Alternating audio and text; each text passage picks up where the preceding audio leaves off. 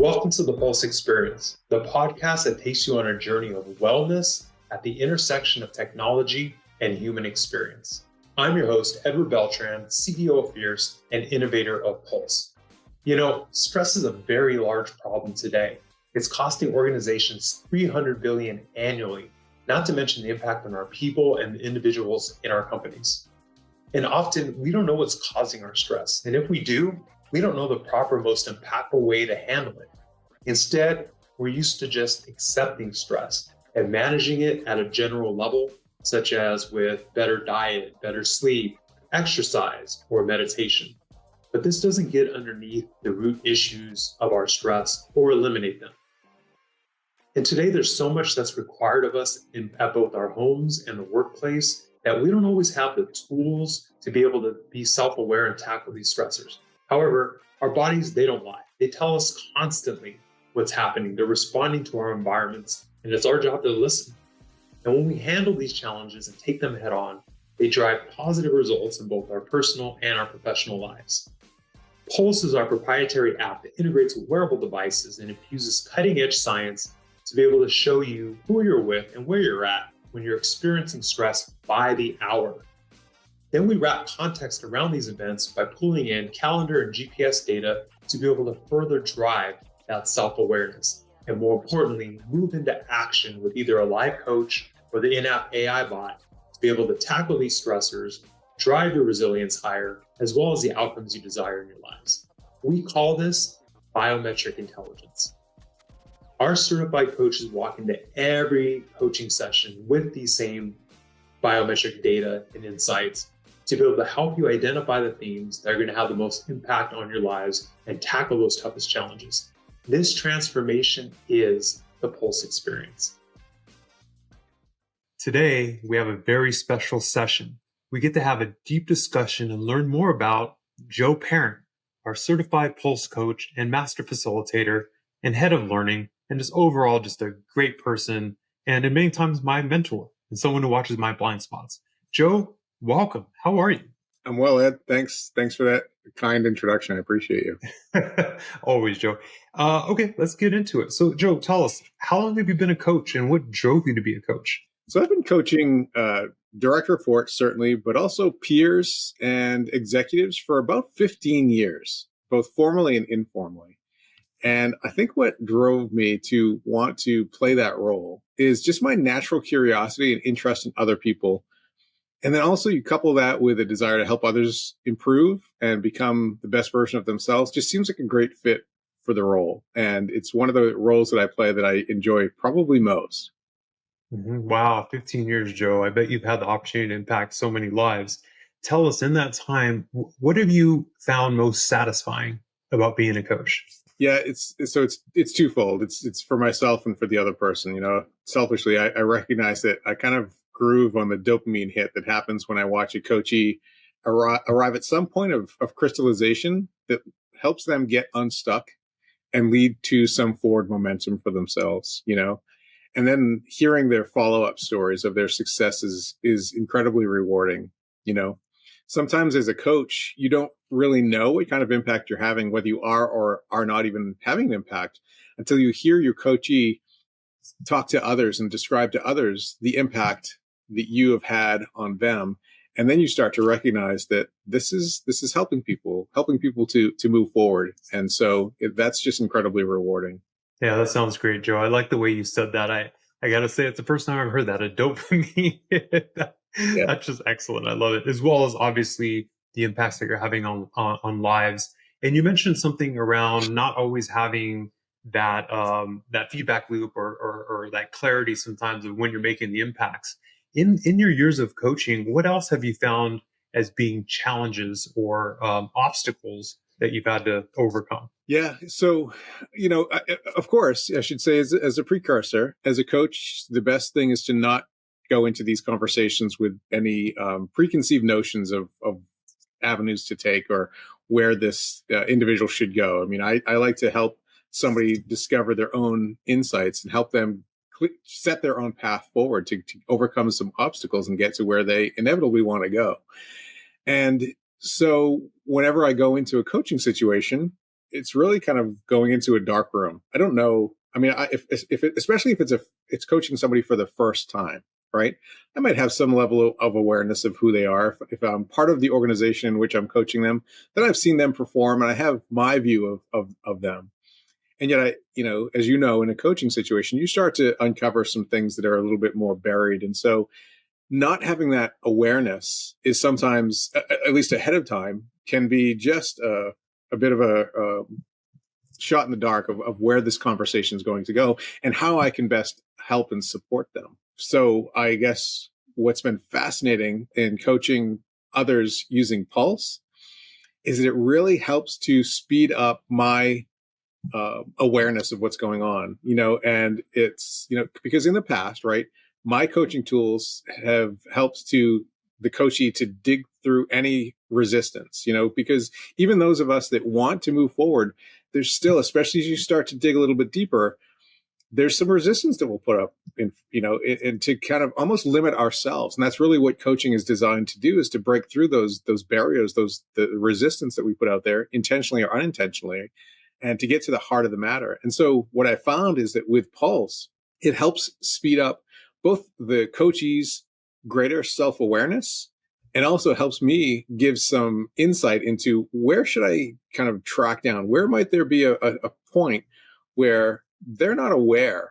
And so the data is revealing some place to start digging and to really consider, is there something here that might help open up a pathway to greater success for them? It's fascinating. Yeah, absolutely fascinating, Joe. Thank you. So, okay, awareness and resistance. So I'm gonna make a note of that, and we're gonna come back to that.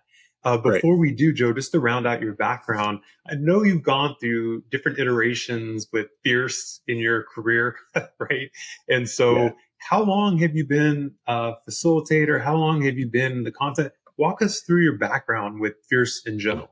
So I've been facilitating Fierce content for over 16 years, and it's starting out in an organization that I was a part of back then, and in multiple organizations in all across the spectrum of industries, and it's just been fascinating. And so going back to where this started for me, which is also the answer to why I am such a believer in the content, because I'm a bit of a skeptic when somebody is trying, as a buyer of content. And, I was one of the people that was considering bringing Fierce in. I'm often skeptical because I want to get a return on this investment. And so everybody thinks that they have the next best thing. And only when I, in my experience, have found something that gets results, that's the thing worth focusing on. And so at this organization, it was a retail supermarket.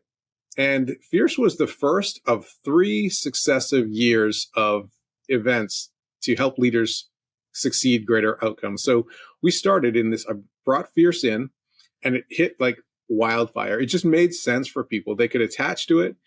It was simple, but not simplistic. And it helped them to get some traction. They could immediately apply it. Sometimes you go to sessions and you learn some things and it feels great and you have great enthusiasm around it. And then you go back to the real world and things kind of fall away. And Fierce is helpful because it's easy to put into practice.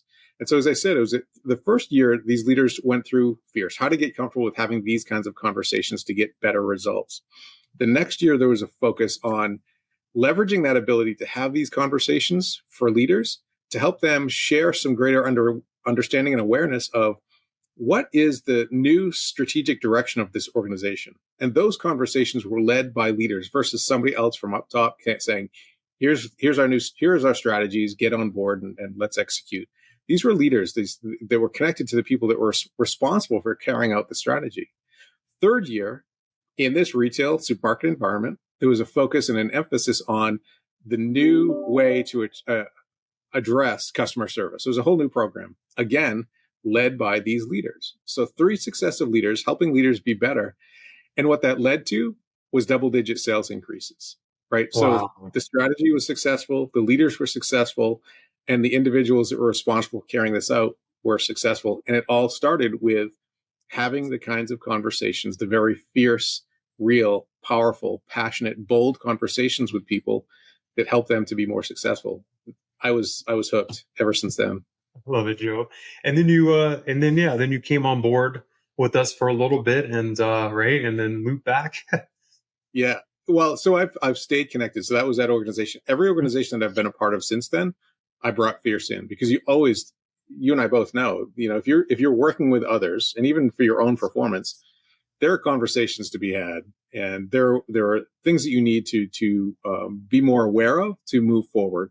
And so I brought Fierce into all of those different organizations and had an opportunity because I was passionate, wanted to keep my saw sharp, if you will. I thought, let me just offer to Fierce. I've got some opportunity to work with their clients on the sideline. So let me continue to do that. Came and worked directly with Fierce for a while, went back into a different industry, and now I'm back. And you know that it was a conversation with you that hooked me this time around to come back. Yeah, thanks, Joe. Yeah, I definitely remember that conversation, and so happy to have you back here and living fierce and continuing to have the impact on our clients.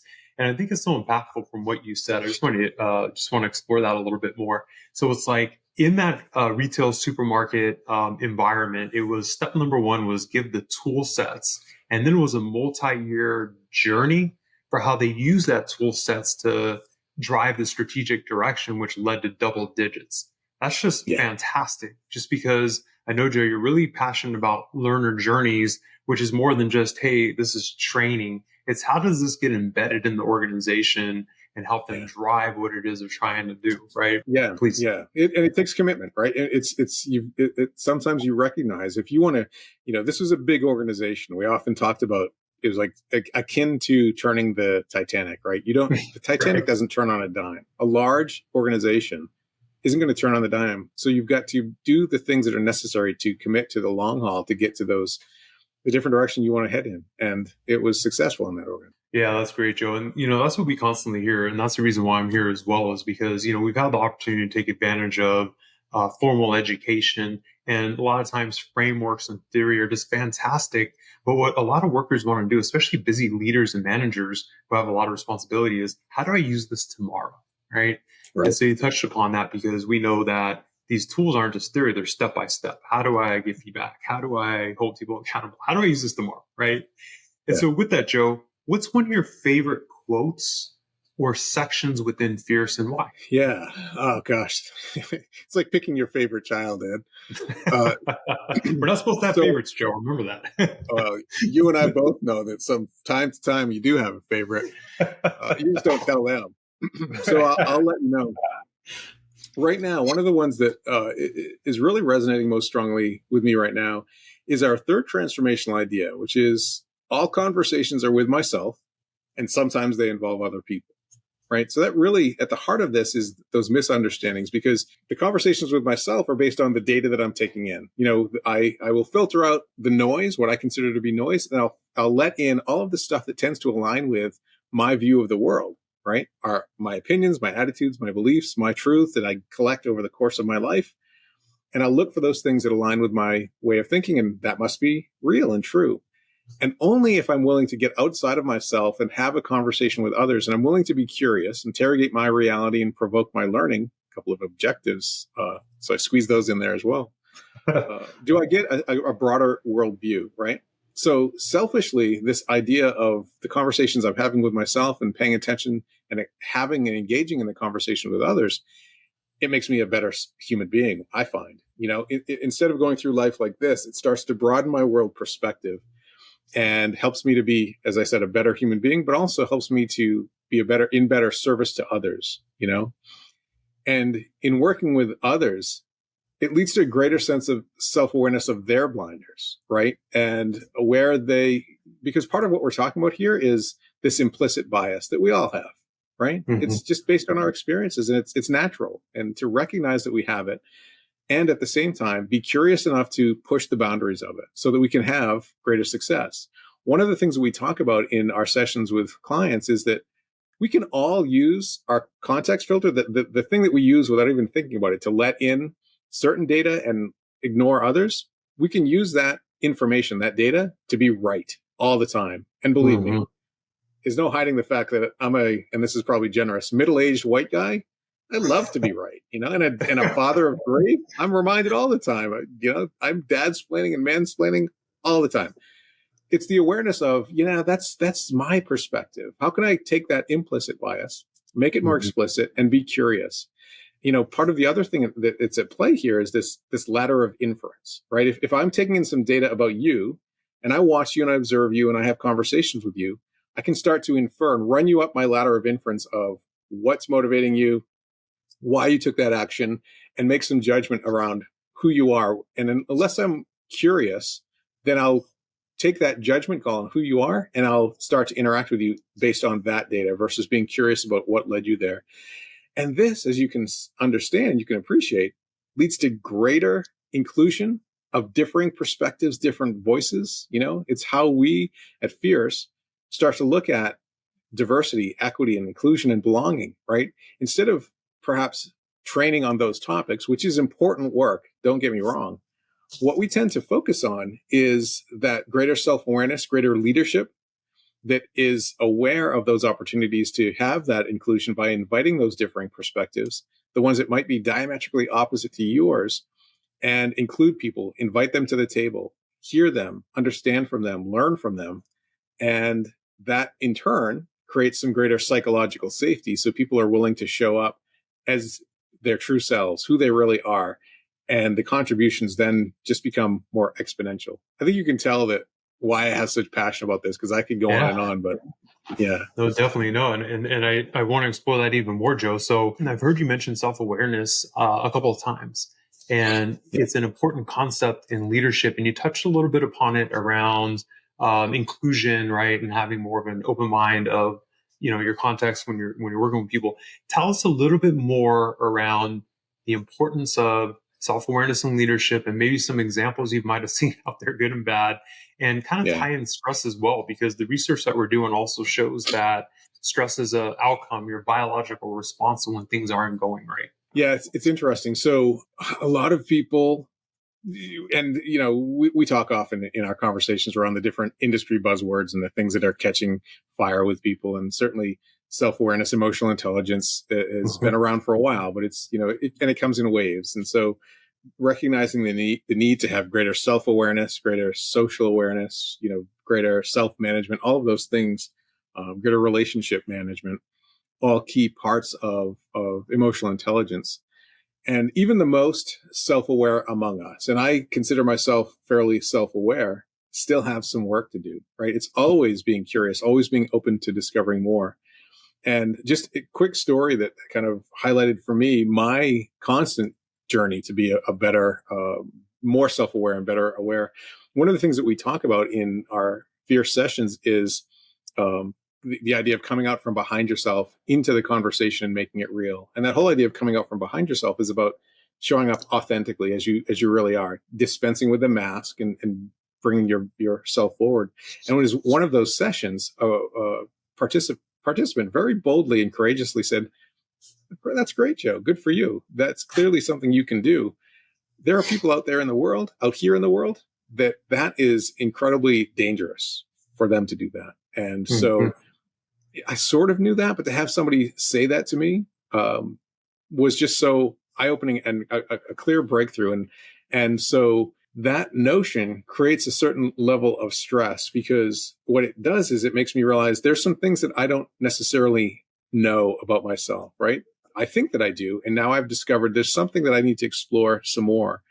And so it makes me wonder, how do I continue to explore and to expand my worldview so that I can be more successful for myself, but also in better service to those around me, as I mentioned earlier? Yeah, for sure, Joe. Thank you for that. And since you're being vulnerable about your situation, I'll share with you a little bit my situation. When I was considering my next opportunity and I read Susan Scott's book, Fierce Conversation, so it was absolutely fascinating. There was one line, though, that made me stop in my tracks, and the light bulb went off.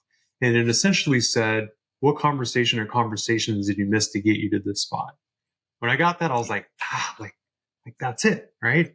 I was coming from a very toxic environment, a company that is no longer in business, right? Surprise, surprise, a multi-billion-dollar a year business. And when I read that, the light bulb went off. And how I live my life now, Joe, is that something's there, right? And it's key to become self-aware, but sometimes you have to go through the motions of understanding what that is. So I know something's there.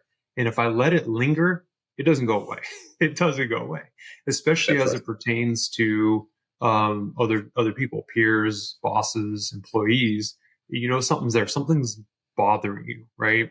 And you Mhm. have to get at it because it just persists and becomes Yeah, worse, right? And so that's right. for me, that was a huge transition in my entire life, Joe, is being able to Mm. sit back and say, something's there. I got to do something about it. I have to get curious. I can't assume I'm correct or I know the answer. And for me, that was an inflection point. Absolutely. Yeah, I'm glad you mentioned that because it reminded me, and it kind of ties in the importance of pulse to this work as well. Another question is that we're often asking ourselves and others is, what are you pretending not to know? Mm-hmm. Right? And there's so many times that unless we are willing to be vulnerable, then we might overtly or covertly pretend not to know something just so we don't have to deal with that. And as you and I both know, the data that is revealed to us through the Pulse app doesn't lie, right? Because it's measuring our heart rate variability. And so while I might fool myself into thinking that's not a stressor, I can look at the data and the data will reveal, oh, yeah, there's something there that you probably need to explore. You're pretending not to know something, thinking that you're serving yourself better, and you might want to address that because, right, if I go when it's unaddressed, it will continue to linger. It will continue to fester. It will likely pull other things into it. It will certainly prevent me from having a good night's sleep. I'll travel through life more heavily. I'll carry this stuff with me, aware or unaware, until I'm willing to address it. And so, Pulse is so incredible in its awareness building, right? The ability to unlock things that I may or may not know about myself and give me a new area to explore. Fascinating. No, absolutely, Joe. So let's walk us through this in how you use it in your coaching. How do you use Yeah. pulse and the measurements and so on and so forth? How does it work? How does it impact your coaching? Yeah. Incredibly. So it gives me some insight because I have a dashboard. And when I'm about to meet with a client, oftentimes for the first time, I can take a look at their information. And if they're tagging their stressors, which is one of the practices we ask people to do, is to, recognize what's going on at that time of day, what you were doing, what you were thinking, what was happening for you. And I already go into the coaching conversation with some idea of some patterns. And I invite the coachee to think about, what did you notice? Take a look at your data. What patterns are you aware of? And that just jumpstarts the conversation because it does two things. It heightens this awareness where they reinforce, yeah, I sort of knew this and the data is supporting it. And, or some awareness of something that they didn't see, that they weren't aware of. And it's something to explore. And it helps to fast forward the conversation with them to start to explore, what is this thing? Because we often want to dive into the thing that is most pressing or most prevalent for them that will, if solved for, might have a spillover effect to other aspects of their lives.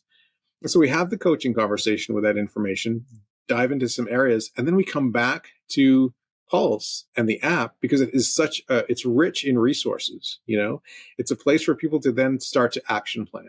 So they know what it is that they want to work on. They create some commitment for themselves that this is what I will focus on. And then now, how can I use the information in the app, whether it's the meditations, the information available through blogs, or all of the content that Fierce makes available? And that's how we focus on it, is to help people have some tools. I think that's the most important thing of how to move forward. Yeah, thanks, Joe. Thank you for those insights. All right. So Joe, you're the poster child for what I think of when we think of an end user of Pulse. So I'm gonna tell a little story here for our audience. So we're in an executive session, an all-day session, talking about kind of strategy and where we need to tighten things up. And I look over at Joe, and Joe's on his phone, right? And Joe's lives by the principle of be here and nobody else. So I'm kind of like, this is odd, right? So I'm kind of looking over at Joe. So of course Joe resurfaces and he holds up his app and he goes, I'm just monitoring my stress levels and I'm striking fours right now. And I want to explore that a little bit more on what's happening. I'm like, that is absolutely incredible, right? Joe, you want to tell us a little bit about that and what was going on? Because I'd never seen that before. I mean, that was just phenomenal. Yeah, the data doesn't lie. It also in that moment helps to rally the people around you of, oh yeah, Joe's showing stress. Yeah, because I tend to be an even keeled kind of guy. And so I'm not going to be the most demonstrative person. I'm not going to get in your face. It will take a long time before I get there. It's not that I can't or won't. I'll just reserve for a while. And so I wanted to shift the course of that conversation. I wanted to create some awareness, and I wanted to get a different result than what I felt like we were currently getting. And so that was just a great entree into creating that marker for everyone else to start to move. And give you some love back, Ed. I mean, that's great awareness on your part, right? To monitor the room, see what's going on, aware of a behavior that's out of the norm, and then call it out, ask a question, show some curiosity. So yeah, it worked well for both of us and for the others in the room with us, I think. Yeah, no, absolutely. I mean, we walk out of those sessions so enriched, but it's just so interesting how in this stream of the conversation, you're like, I think I'm feeling something, but let's check in. Yep, I am. Let me speak up and let's explore this, right? And it definitely had an impact on where we went in our results. So, Joe, that was absolutely incredible. So real quick, just to recap, where do you see the vision? Where do you see Pulse making the biggest impact? Everyone knows coaching is great and it works. Where do you see this as being a differentiator? And if you were to, have your three wishes, what would it be doing? It's probably threefold. And, number one, without a doubt, is great self-awareness. I was one of those people. I've been doing this kind of work with others and on myself for years. And I thought, it was true. The first time I started using Pulse, it was like ones and twos almost all the time, and occasional three or four. And it wasn't surprising, but I wasn't wearing my watch at night. And so I thought, let me just check to see what's going on at night. And that's when I started to recognize, I'm probably not dealing with everything, or at least not the way that I should, not fully. And so it's waking me up at night. I'm not getting the kind of restful sleep that I need to. And so something's happening. And it just gave me a place to start to explore. So that's one thing, heightened self-awareness. And again, that leads to exploring those things through a coaching conversation with others to get to what are those blocks, the ones that we intentionally or unintentionally put in our way that prevent us from getting the results that we want.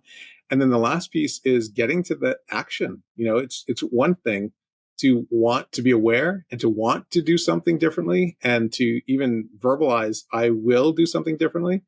And it's a whole other thing to create that action plan. Even sometimes just that first step of what am I going to do and how will I do it? And then what's the prognosis for taking those steps forward and to move to the greater results. And Pulse is everything. It's all in one place. That awareness. I could use it has the bot, as I could use it to coach myself through it, to let the bot help me to create some greater awareness if I can't get to my coach out in time, or it doesn't fit into my schedule.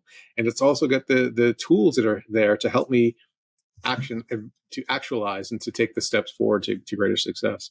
It's fascinating. And as you know, it's the thing that you told me about that hooked me into coming back to Fierce. And you've been a key person in helping us develop it, Joe. And and just to recap, the results you're driving in those sessions are 90 minutes, right? So when we talk to people, they go a 90-minute coaching session, but they don't realize that it's not 6 sessions to get to that result. It's one 90-minute, right? And just to recap, it's that awareness, the action, and the commitment. Yeah. And the fast forward nature of it is incredible. Exactly. The other thing you talked about, Joe, I think is so important. I want to be clear, because managing stress works. It's what we've been doing all our lives. It's the only choice that we had, Joe, coming up, right? Hence the reason why I ride my bike 120 miles a week or drop and do 500 push-ups.